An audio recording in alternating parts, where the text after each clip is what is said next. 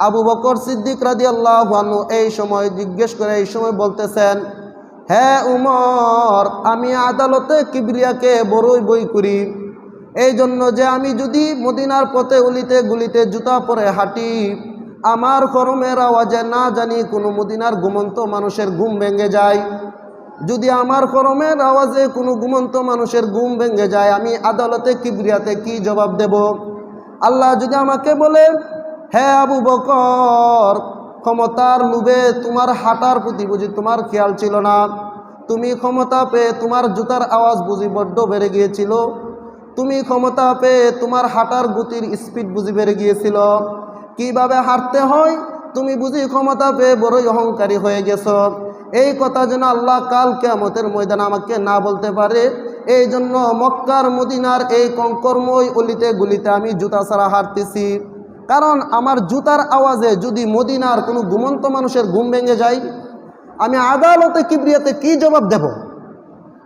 কথাটা চিন্তা করেন, আবু বকর কতটুকু চিন্তা করছেন। ওয়ানাস্তাগফিরুহু ওয়া নু'মিনু বিহি ওয়া নাতাওয়াক্কালু আলাইহি ওয়া নাউযু বিল্লাহি মিন শুরুরি আনফুসিনা ওয়া মিন সাইয়্যাতি আ'মালিনা। من يهده الله فلا مضل له ومن يضلله فلا هادي له ونشهد أن لا إله إلا الله وحده لا شريك له ونشهد أن سيدنا ومولانا محمدا عبده ورسوله الذي أرسل إلى الناس كافة بشيرا ونذيرا وداعيا إلى الله بإذنه وسراجا منيرا. أما بعد فقد قال الله تعالى في كلامه المجيد وفرقانه الحميد. أعوذ بالله من الشيطان الرجيم. بسم الله الرحمن الرحيم.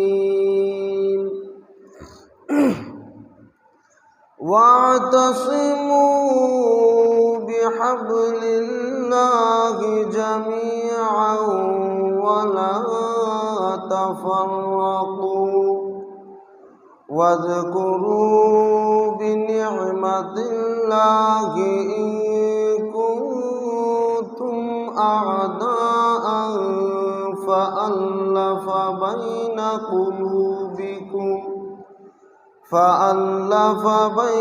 قلوبكم فأصبحتم بنعمته إخوانا وكنتم على شفا حفرة من النار فأنقذكم منها. كذلك يبين الله لكم آياته لعلكم تهتدون. وقال تعالى في آية أخرى ولو أن أهل القرى آمنوا واتقوا لفتحنا عليهم بركات من السماء والأرض صدق الله العظيم وقال الصادق المصدوق الأمين صلى الله عليه وسلم يد الله مع الجماعة أو كما قال عليه الصلاة والسلام صلى الله على سيدنا ومولانا محمد وعلى آله وأصحابه وسلم صلى الله على سيدنا ومولانا محمد وعلى آله وأصحابه وسلم إلهي दिखा दे हमें दियारे मदीना इलाही बना दे हमें गुबारे मदीना बलगल उला बिकमालिही कशफ दुजा बिजमालिह हसनत जमीउ खिसालिह सल्लू अलैहि व आलिहि। अल्हम्दुलिल्लाह। মহান আল্লাহ পাক রব্বুল ইজ্জতের দরবারে অসংখ্য অগণিত লক্ষ কোটি শুকরিয়া জ্ঞাপন করছি, যিনি আমাদেরকে এইরকম একটা মুবারকময় দিনে আল্লাহর ঘর মসজিদে আসার এবং বসার মতো তৌফিক এনায়েত করেছেন। এজন্য সকলেই অন্তরের অন্তঃস্থল থেকে কালিমাতুশ শুকর আদায় করে বলি আলহামদুলিল্লাহ। সম্মানিত মুসল্লিয়ানে কেরাম, বিগত দিনে আমাদের আলোচনা চলতেছিল হালাল ইনকামের গুরুত্ব এবং তার ফজিলত, হালাল ইনকামের সুফল এবং হারাম ইনকামের কুফল। এরই ধারাবাহিকতায় আজকেও সেই অসমাপ্ত আলোচনার সমাপ্তি করার কথা ছিল, কিন্তু বিশেষ কারণে আমি আমার টপিককে পরিবর্তন করেছি, চেঞ্জ করেছি। সেটা হচ্ছে কোনো একটা দেশ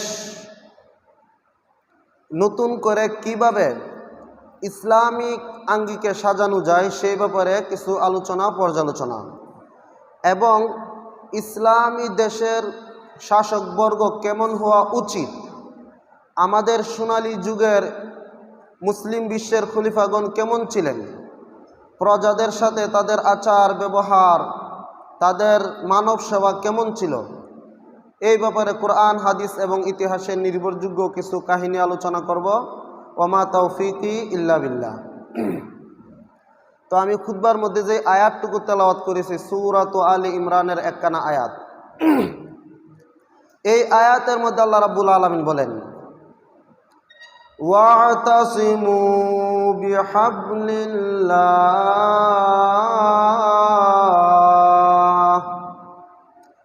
ওয়াতাসিমু বিহাবলিল্লাহি জামিআন ওয়া লা তাফাররাকু। এই আয়াতের মধ্যে আল্লাহ বলেন, তোমরা আল্লাহর রজ্জিকে শক্তভাবে মজবুতভাবে আঁকড়ে ধরো। ওয়াতাসিমু বিহাবলিল্লাহি জামিআ, এখানে আল্লাহ তাআলা জামিআ শব্দের কয়েদ লাগিয়েছেন, জামিআ শব্দের শর্তারোপ করেছেন, অর্থাৎ তোমরা কিছু মানুষ আল্লাহর রশিকে রজ্জুকে শক্ত করে আঁকড়ে ধরলে চলবে না, সকলে মিলে ধরতে হবে। হাবলুল্লাহ এর ব্যাখ্যায় মুফাসসিরিনে কেরাম বলেন, হাবলুল্লাহ এর ব্যাখ্যায় তাফসীর কারকগণ অনেক আকওয়াল বয়ান করেছেন, অনেক কথা বলেছেন। এর মধ্যে একটা হলো দীনুল্লাহ। হাবলুল্লাহ আই দীনুল্লাহ, আল্লাহ তাআলার দ্বীনকে তোমরা আঁকড়ে ধরো। ওয়াতাসিমু বিহাবলিল্লাহি জামিআন ওয়া লা তাফাররাকু واذكروا نعمة الله عليكم إذ كنتم أعداء। এই আয়াতের মধ্যে আল্লাহ বলেন, তোমরা আল্লাহ তাআলার নিয়ামতের স্মরণ করো। ওয়াজকুরু নি'মাতিল্লাহি ইন কুনতুম আ'দাআ। আরে কিছুদিন পূর্ব তো তোমরা পরস্পর শত্রু হিসেবে ছিলে। ইয কুনতুম আ'দাআন ফাআল্লাফা বাইনা কুলুবিকুম। অতঃপর আল্লাহ তাআলা মুহাম্মদ সাল্লাল্লাহু আলাইহি ওয়াসাল্লামের মাধ্যমে তোমাদের মধ্যে সম্প্রীতি তৈরি করে দিয়েছেন। হুব্বুন, মহব্বত, ভালোবাসা, প্রেম, প্রীতি এগুলা তৈরি করে দিয়েছেন। আল্লাহ রাব্বুল আলামিন বলেন এই আয়াতের মধ্যে যে তোমরা কিছুদিন পূর্বে শত্রু ছিলে। অতঃপর অর্থাৎ এই আয়াতের মধ্যে আল্লাহ তাআলা আউস এবং খাজরাজ এর কাহিনী বয়ান করতেছেন যে ওয়াকুনতুম আমওয়াত। আল্লাহ তাআলা বলেন ওয়াজকুরু নি'মাতাল্লাহি আলাইকুম ইয কুনতুম আ'দাআন ফাআল্লাফা বাইনা কুলুবিকুম ফাআসবাহতুম বিনি'মাতিহি ইখওয়ানা ওয়া কুনতুম আলা শাফা হুফরাতিন মিনান নার ফাআনকাযাকুম মিনহা কাযালিকা ইউবায়্যিনুল্লাহু লাকুম আয়াতিহি লাআল্লাকুম তাহতাদুন। এই আয়াতের মধ্যে আমার প্রথম অংশটা উদ্দেশ্য, এই জন্য আমি দ্বিতীয় অংশে যাইতেছি না।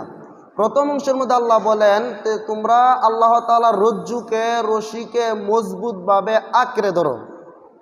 আল্লাহ তাআলার রশি কি রজ্জু কি, সেটা হচ্ছে দীনুল্লাহ, আল্লাহ তাআলার দ্বীনকে। এই আয়াতকে আমি আজকে এই জন্য ইন্তেখাব করেছি, নির্বাচন করেছি যে আপনারা সম্প্রতি জেনেছেন, দেখেছেন যে আমাদের দেশে নতুন একটা অভ্যুত্থান ঘটেছে, ছাত্রদের মাধ্যমে একটা অভ্যুত্থান ঘটেছে। এর মধ্যে আমাদের দেশের বিরাট পরিবর্তন হয়েছে। আগে মানুষ যেরকম ছিল এর চেয়ে বহুগুণে মানুষ সমৃদ্ধিশীল এবং স্বাচ্ছন্দ্যময় অবস্থায় দিনাতিপাত করতেছে।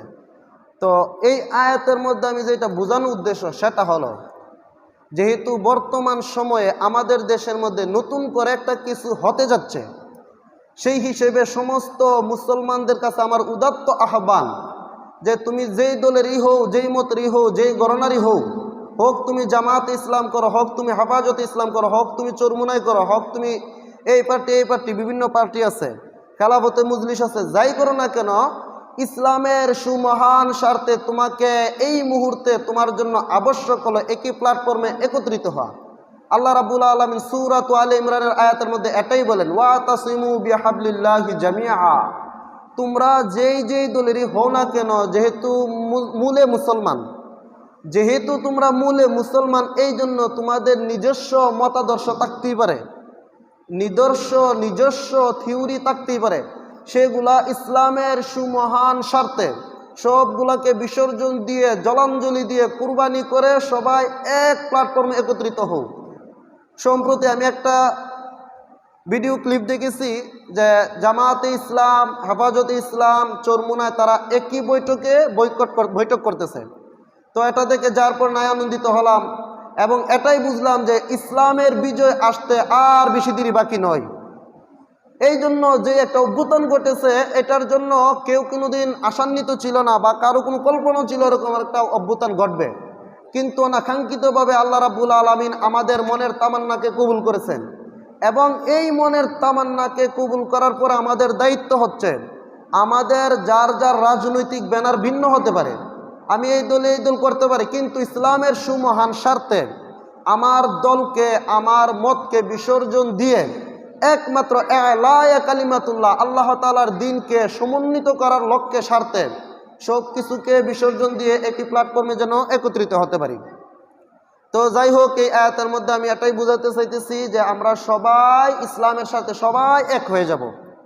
যারা বাতিল, কাদিয়ানি, আহমদি, তারা তো এক হওয়ার সুরত নয়, তাদের সাথে আমরা কোনোদিন আতাত করব না, কারণ তারা হচ্ছে বিনা দলিলে কাফের।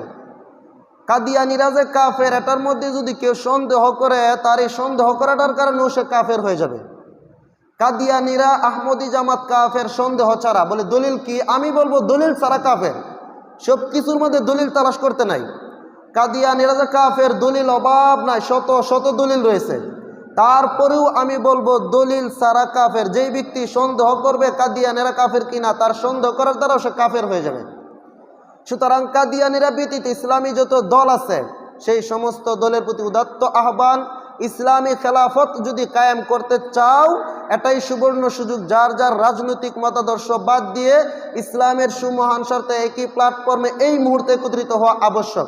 এটাই আল্লাহ তাআলা বলতেছেন এই আয়াতের মধ্যে, ওয়াতাসিমু বিহাবলিল্লাহি জামিআ, তোমরা আল্লাহর রশিকে, রজ্জুকে অর্থাৎ আল্লাহর দ্বীনকে একত্রিতভাবে আঁকড়ে ধরো। যদি তোমরা একত্রিত না হতে পারো তাহলে এতে করে কি হবে? তোমরা তোমাদের দেশের মধ্যে ইসলামী খেলাফাহ প্রতিষ্ঠা করতে পারবে না। কারণ তুমি এক দলের লোক হয়ে এই কথা বলবা আর সে অন্য দলের লোক হয়ে অন্য কথা বলবে, এতে করে তোমাদের মধ্যে ঐক্য তৈরি হবে না। ঐক্য তৈরি না হওয়ার কারণে তোমরা ইসলামী খেলাফাহ প্রতিষ্ঠা করতে পারবে না। আচ্ছা, এরপর আল্লাহ রাব্বুল আলামিন অন্য আয়াতের মধ্যে বলেন, ওয়ালাউ আন্না আহলাল কুরা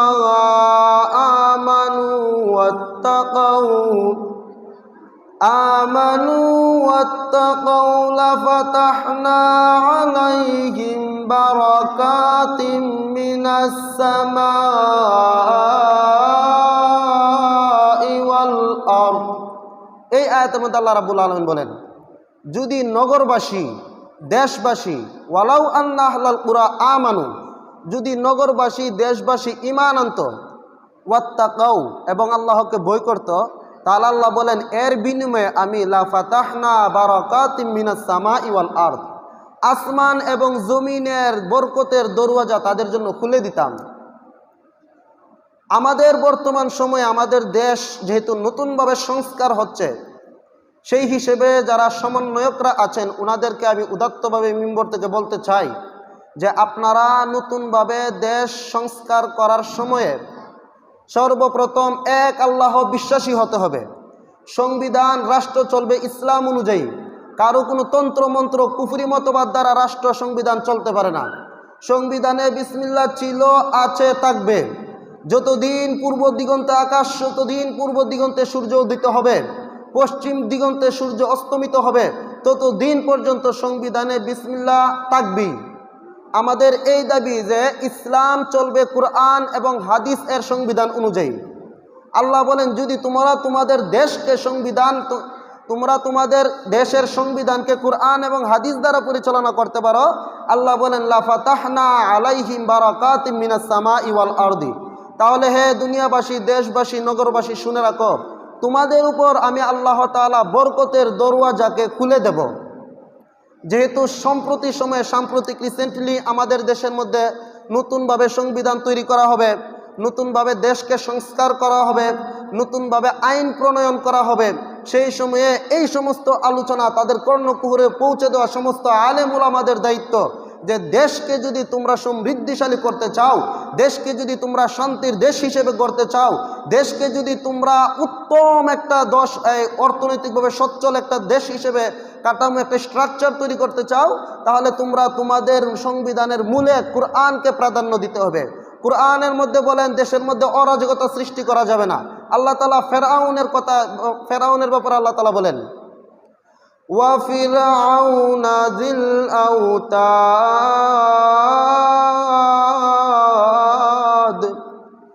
الَّذِينَ طَغَوْا فِي الْبِلَادِ فَأَكْثَرُوا فِيهَا الْفَسَادَ। এই আয়াতের মধ্যে আল্লাহ রাব্বুল আলামিন বলেন وَفِرْعَوْنَ ذِي الْأَوْتَادِ, আরে ফেরাউন এমন শৈরী শাসক ছিল, ফেরাউন এত বড় জালেম ছিল, দিল আউতাদ, যে ছিল কিলকওয়ালা। কিলক মানে পেরেক, ওই যে নৌকার মধ্যে যে পেরেকওয়ালা, ফেরাউন ছিল পেরেকওয়ালা। পেরেকওয়ালা কি ছিল এর ব্যাখ্যায় মুফাসসিরিনে কেরাম দুইটা তাফসীর করেছেন। এর মধ্যে একটা হলো যে ফেরাউনের বিরুদ্ধে যখন কেউ হক কথা বলতো, আজকের মামুনুল হক সাহেবের মতো যখন স্বৈর শাসকের বিরুদ্ধে কেউ মুখ খুলতো, ঠিক তদ্রূপভাবে মামুন সাহেবকে যেরকমভাবে অ্যারেস্ট করা হয়েছিল, ফেরাউনের সামনে যখন কেউ হক কথা বলতো, ফেরাউন তাদেরকে অ্যারেস্ট করত, গ্রেফতার করত, গ্রেফতার করে তাদের হাত পা বেঁধে তাদের হাতের মধ্যে পায়ের মধ্যে পেরেক পুঁতে দিত, গেড়ে দিত। এরকম হাত পা এরকমভাবে বেঁধে হাতের মধ্যে পিরক, এই যে এটাকে কি বলা হয়, পেরেক, পেরেক লোহা, লোহা ঢুকিয়ে তাদেরকে ঝুলিয়ে রাখত। মুফাসসিরিনে কেরাম বলেন ফেরাউনকে জিল আওতাদ কেন বলা হয়েছে, তার বিরুদ্ধে সেই স্বৈর শাসকের বিরুদ্ধে যখন কেউ মুখ খুলত তখন ফেরাউন তাকে শাস্তি হিসেবে হাত পা বেঁধে হাতের মধ্যে পেরেক ঢুকিয়ে দিত, পায়ের মধ্যে পেরেক ঢুকিয়ে দিত এবং তার উপরে হিংস্র সাপ বিচ্ছু পশু লেলিয়ে দিত।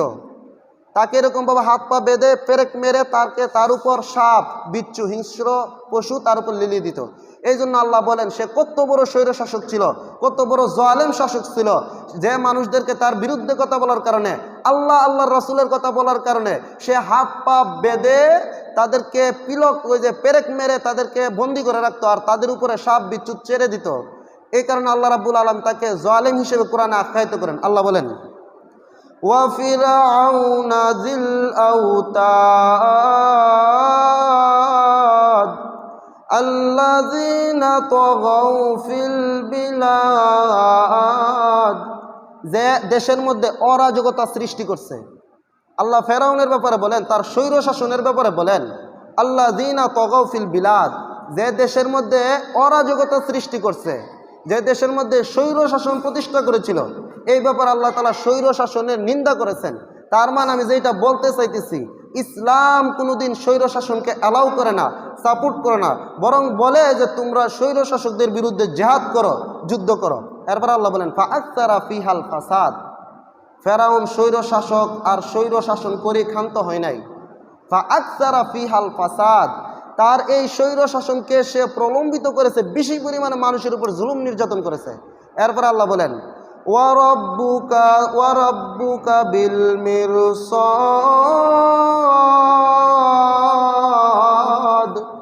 এই ফেরাউন স্বৈর শাসকের ব্যাপারে আল্লাহ রাব্বুল আলামিন বলেন তোমার রব কিন্তু তার ব্যাপারে সতর্ক দৃষ্টি রেখেছেন।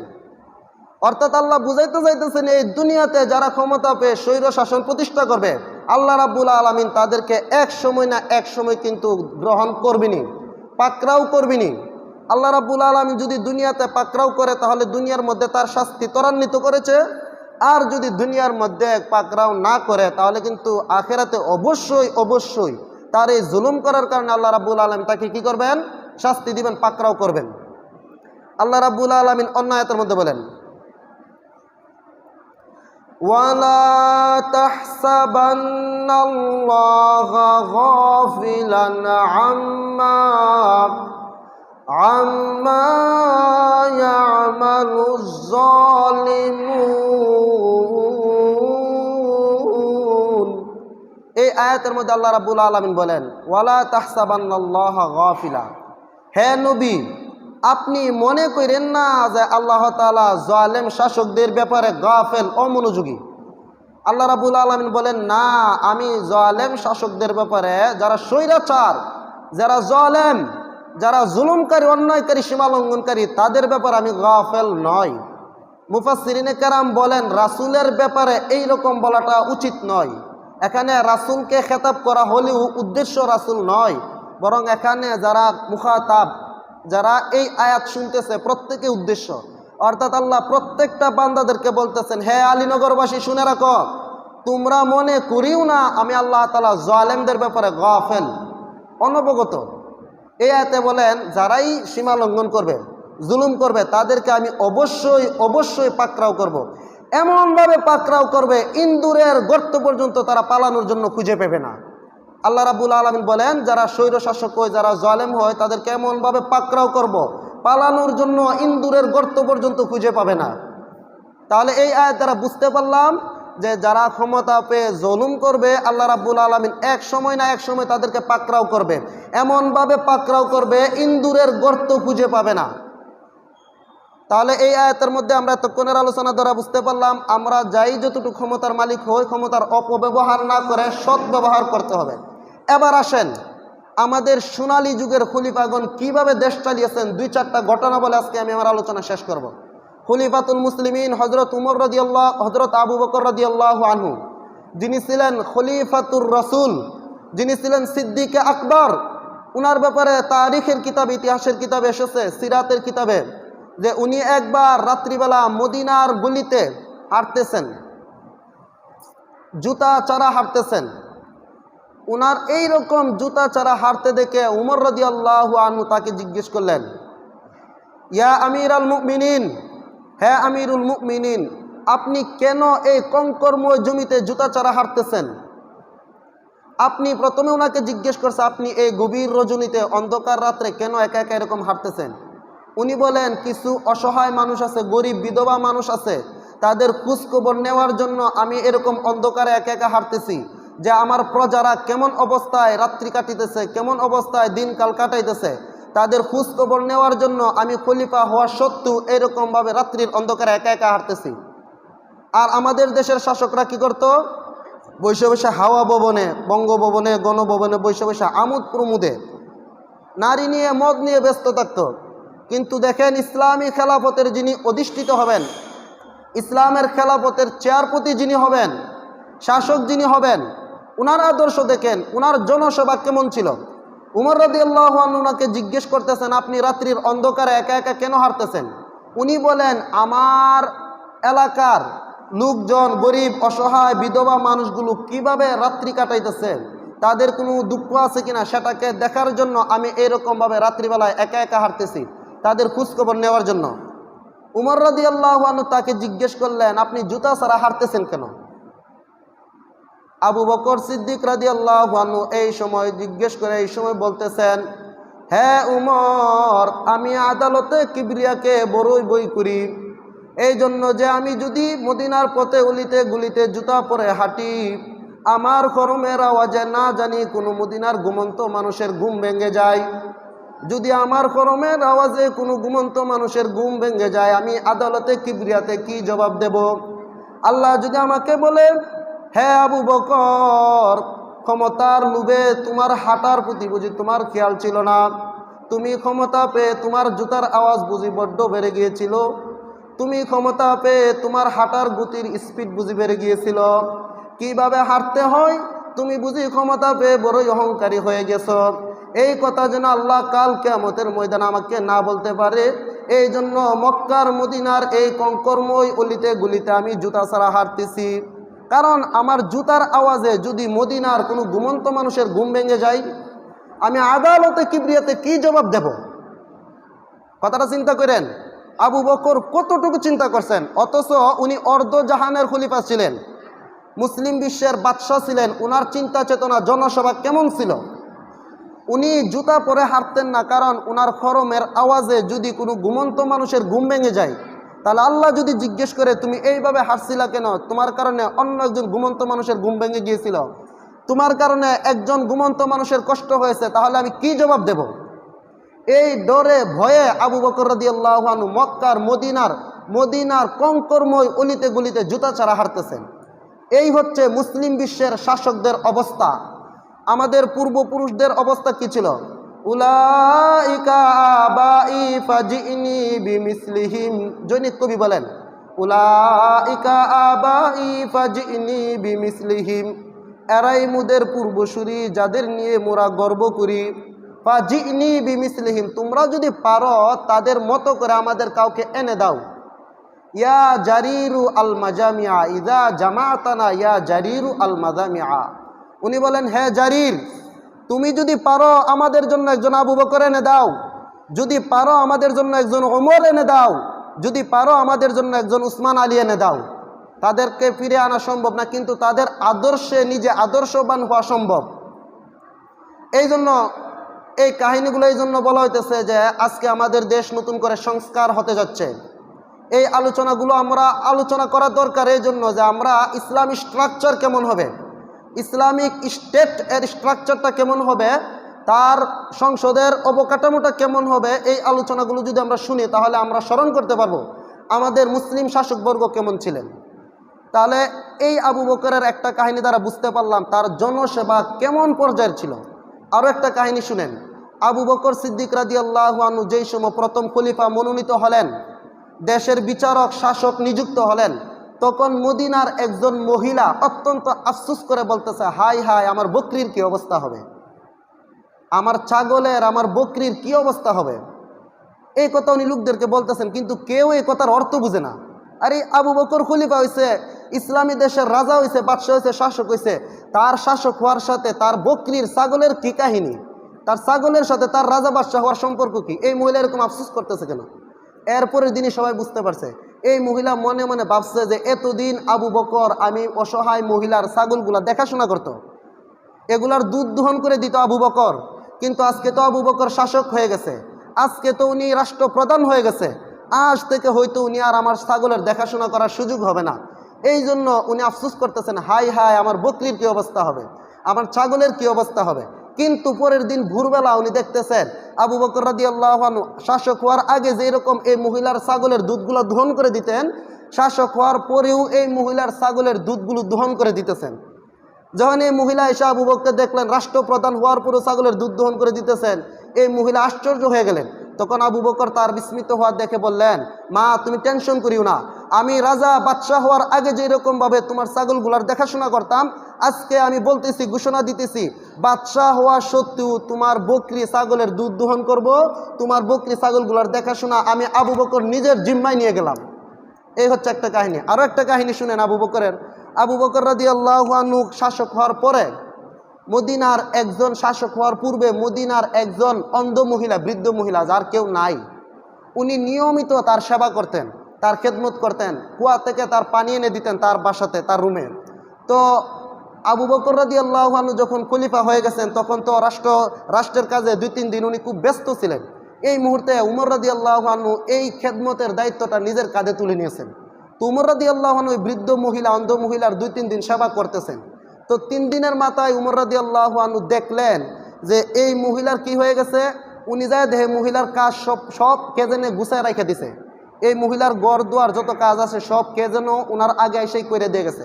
উমর রাদিয়াল্লাহু আনহু বললেন, হয়তো কোনো মানুষ এসে এই বৃদ্ধ মহিলার সেবা করে গেছে। পরের দিন উমর রাদিয়াল্লাহু আনহু যায় দেখে আবার এই কি অবস্থা, কে যেন তার কাজ টাজ করে রাখছে। এরপরে উমর রাদিয়াল্লাহু আনহুর মনে কৌতূহল জাগছে, এই কাজগুলো কে করে আমি দেখতে চাই। পরবর্তীতে উমর রাদিয়াল্লাহু আনহু পরের দিন একেবারে ভোর রাত্রে তাহাজ্জুদের সময় ওই মহিলার বাড়িতে যায়া একটা অন্ধকারে আত্মগোপন করে বসে আছে, কে এই বৃদ্ধ মহিলার সেবা করে আমি দেখতে চাই। আয়সা দেখলেন একজন লোক চাদর মুড়ি দিয়ে আয়সা তার বৃদ্ধ মহিলার বাড়িতে আয়সা তার যত কাজ আছে, খেদমত করার আছে, সব কিছু গুছাই গাছায় বাড়ির দিকে চলে যেতেছে। এই মুহূর্তে উমর রাদিয়াল্লাহু আনহু কাছে যায় দেখেন উনি হচ্ছেন আবু বকর। উনি মুসলিম বিশ্বের শাসক, বাদশাহ হওয়ার আগে যেরকম এই মহিলার সেবা করতেন, অসহায় মহিলা, বাদশাহ হওয়ার পরেও সেবা করতেছেন। পরবর্তীতে উমর রাদিয়াল্লাহু আনহু আবু বকরকে জিজ্ঞেস করলেন, আপনি কি বাদশাহ হওয়ার পরেও এই মহিলার সেবা চালিয়ে যেতে চান? আবু বকর রাদিয়াল্লাহু আনহু মুচকি হাসি দিয়ে তাকে সম্মতি জানাইছেন, আবু বকর, উমর, আমি বাদশাহ হয়েছি কি হয়েছি, এটাই আমার জন্য অনেক কল্যাণকর। আমি বাদশাহ হওয়ার আগে যেরকম মানুষের সেবা করতাম, অসহায় মানুষের, বাদশাহ হওয়ার পরেও আমি এরকম মানুষের সেবা করতেছি। আরও সুন্দর সুন্দর ঘটনা ছিল, আজকে যেহেতু সময়ের শর্ট, সামনে সুযোগ হলে ইনশাল্লাহ বলবো। এই আলোচনা এই জন্য করছি যেহেতু আমাদের দেশ নতুন করে সংস্কার হচ্ছে, আমাদের দেশের সংবিধানে আমূল পরিবর্তন ঘটছে। সেই হিসেবে আমরা এই আলোচনাগুলো শুনে রাখলে বুঝতে পারবো যে আমাদের দেশ যদি ইসলামী দেশ কায়েম হয়, আমাদের দেশে খিলাফাহ প্রতিষ্ঠিত হয়, তাহলে আমাদের দেশেও এই সমস্ত কাহিনীগুলো ফিরে আসা অসম্ভবের কিছু নয়। আল্লাহ রাব্বুল আলামিন আমাদের সবাইকে ইসলামের উপর ইসলামী অনুশাসন মেনে চলার তৌফিক দান করুন এবং আমাদের দেশে ইসলামী খেলাফাকে প্রতিষ্ঠিত হওয়ার সুযোগ করে দেন। এই জন্য